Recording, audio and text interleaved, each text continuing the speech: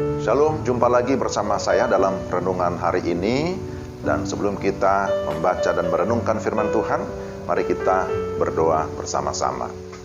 Tuhan, dengan segala kerendahan hati, kami memohon pencerahan Allah Roh Kudus, sehingga ketika kami mendengarkan firman-Mu, kami dapat mengerti, kami dapat memahami dengan baik. Kami mengucap syukur untuk kesempatan ini, dalam nama Tuhan Yesus. Amin. Pembacaan firman Tuhan saya ambil dari Filipi pasal 2. Filipi pasal 2 ayat yang pertama dan ayat yang kedua. Jadi karena dalam Kristus ada nasihat, ada penghiburan kasih, ada persekutuan roh, ada kasih mesra dan belas kasihan, karena itu sempurnakanlah sukacitaku dengan ini. Hendaklah kamu sehati sepikir, dalam satu kasih, satu jiwa, satu tujuan. Demikian pembacaan firman Tuhan. Renungan kita saya beri tema kesatuan mendatangkan sukacita. Saudara yang terkasih dalam Tuhan, sukacita menjadi tema utama surat Filipi. Rasul Paulus bersukacita karena kemajuan jemaat Filipi, baik di dalam doa, dalam firman, dan juga dalam pelayanan. Rasul Paulus ketika menuliskan surat ini sedang berada di penjara, tetapi sekalipun dia di penjara, dia tetap dapat mengalami sukacita oleh karena Tuhan. Dia memiliki hubungan yang intim dengan Tuhan, dan hal itulah yang memberikan dia damai sejahtera dan sukacita, bahwa penjara tidak pernah bisa membatasi kuasa Tuhan. Malah ketika Paulus di penjara, di sana Injil tetap diberitakan. Sesungguhnya bukan hanya hamba Tuhan yang bersukacita melihat kemajuan jemaat, akan tetapi saya percaya Tuhan juga pasti bersukacita jika jemaatnya mengalami kemajuan. Dalam bacaan kita, Rasul Paulus menasihatkan agar jemaat hidup dalam kesatuan, sehingga sukacitanya makin sempurna. Dalam ayat yang kedua, karena itu sempurnakanlah sukacitaku dengan ini, hendaklah kamu sehati sepikir, dalam satu kasih, satu jiwa, satu tujuan. Jadi kita melihat bahwa memang Rasul Paulus perlu mengingatkan jemaat, sebab di dalam jemaat ada potensi untuk perpecahan di antara hamba-hamba Tuhan yang melayani maupun di antara jemaat. Sebagai contoh di dalam bagian ini, jikalau kita memperhatikan dalam Filipi pasal yang keempat ayatnya yang kedua, di sana Paulus memberikan nasihat secara khusus kepada Euodia dan juga Sintike, dinasehati supaya mereka sehati sepikir di dalam Tuhan. Saudara yang terkasih dalam Tuhan, kita lihat di sini bahwa memulai sesuatu itu jauh lebih mudah daripada mempertahankan atau memelihara.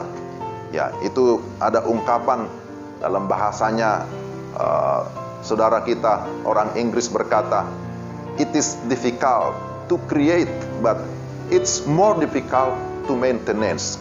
Jadi mengawali itu juga tidak mudah, tetapi mempertahankan kesatuan itu jauh lebih susah. Jadi bagaimana supaya mereka bisa tetap memiliki kesatuan? Maka yang pertama, ada hal-hal yang harus dibuang, yakni terutama dikatakan di sini keegoisan. Keegoisan itu berbicara tentang bagaimana mencari atau mempertahankan kepentingan sendiri. Jadi itu yang harus dihindari. Jangan mencari puji-pujian yang sia-sia. Jangan merasa paling berjasa, lalu menganggap diri lebih utama atau lebih baik daripada anggota yang lain. Inilah yang seringkali menjadi sumber keretakan relasi ataupun perpecahan di dalam jemaat. Tapi yang kedua, ada hal-hal yang harus diperhatikan, yang harus diperjuangkan. Ini hal yang positif, yakni bahwa setiap anggota hendaklah berfokus kepada kepentingan bersama dan melakukan segala sesuatu dengan cara mengikuti teladan Kristus. Bagaimana teladan Kristus? Jikalau kita membaca ayat-ayat selanjutnya, maka di sana dijelaskan Kristus merendahkan dirinya. Dia yang adalah Allah, tetapi dia datang ke dalam dunia menjadi manusia. Bukan hanya menjadi manusia biasa, tapi menjadi hamba yang taat dan sampai mati di atas kayu salib. Semua itu dilakukan untuk apa? Untuk kemuliaan Allah Bapa. Jadi kita melihat saudara bahwa Yesus tetap setia sampai mati, tidak mempertahankan haknya agar manusia mengalami pemulihan dan juga mendapatkan kehidupan yang kekal. Orang yang mau membangun kesatuan, maka dia akan mengedepankan kepentingan bersama dan mau melepaskan haknya dengan kerelaan berkorban. Saudara, hal seperti inilah yang mendatangkan sukacita bagi semua pihak dan menjadi berkat bagi banyak orang. Oleh karena itu, mari kita terus membangun kesatuan, memperjuangkan kesatuan jemaat. Sebab dengan adanya kesatuan, bukan saja kita sama-sama bersukacita, tetapi dengan kesatuan kita bisa lebih efektif di dalam menjalankan pelayanan, dalam mencapai misi Tuhan. Kiranya Tuhan menolong kita supaya kita tetap menjaga kesatuan. Dengan demikian kita sama-sama bersukacita, dan selain daripada itu, maka Tuhan pun akan disenangkan. Amin.